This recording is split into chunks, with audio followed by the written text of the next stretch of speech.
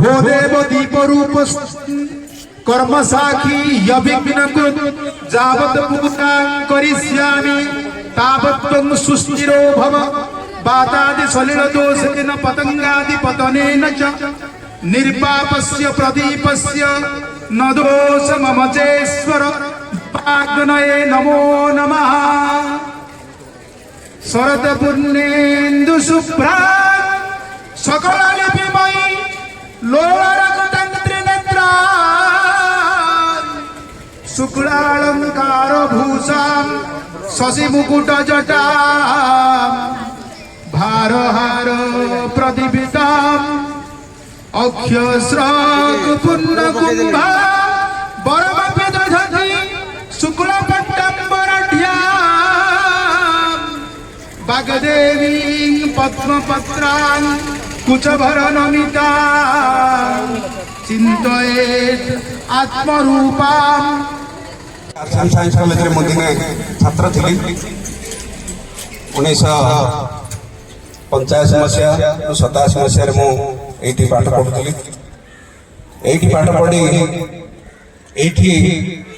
मोर चाकरी काल आरंभ कर प्रिंसिपल मोर शेष पर्यायर मुझे पहुंची निश्चय मूल्यांकन हम किंतु से 2टी 3टी कि 4टी प्राइज पाइबे कि प्रथम द्वितीय तृतीय चतुर्थ हे जो मैंने पाई ना से मन दुख करेंगे ना कारण आमर जीवन संघर्षमय जीवन काली निश्चय आम तेणु प्राइज पाइबा गोटे बड़ कथा नुह